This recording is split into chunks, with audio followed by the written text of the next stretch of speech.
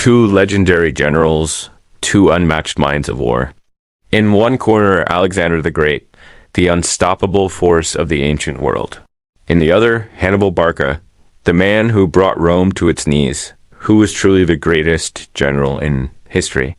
Born in 356 BCE, Alexander of Macedon was not only a military prodigy, but a student of Aristotle, molded for greatness from an early age.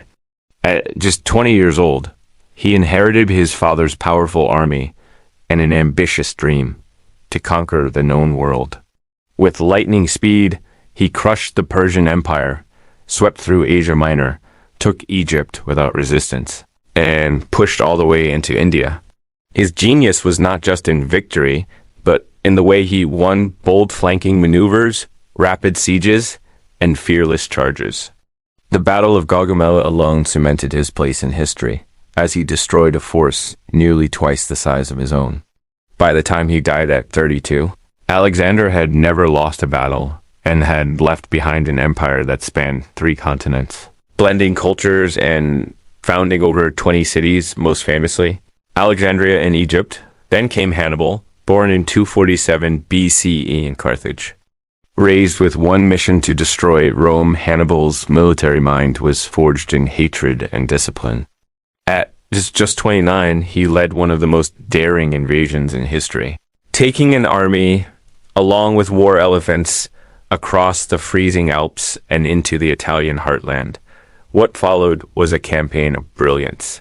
At the Battle of Trebia and Lake Trasimene, he ambushed and outmaneuvered Roman forces. But it was the Battle of Cannae that defined his genius. He encircled and annihilated a Roman army twice his size in a maneuver still studied in military academies today.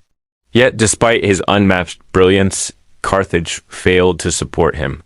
Lacking reinforcements, Hannibal was eventually pushed back and defeated by Scipio Africanus at the Battle of Zama. He died in exile, pursued to the very end by the empire he almost destroyed. So, who was greater? Alexander, the architect of empire and culture, or Hannibal, the master of strategy and destruction? Alexander conquered lands, peoples, and minds. He reshaped the ancient world and created a legacy that lived long after his short life ended. Hannibal, on the other hand, never conquered Rome, but he reshaped Roman military thought, forcing them to adapt, evolve, and ultimately become stronger. Alexander's strength was in conquest and integration.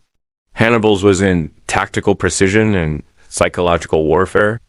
If greatness lies in the scale of empire and the echo of legacy, then Alexander takes the crown.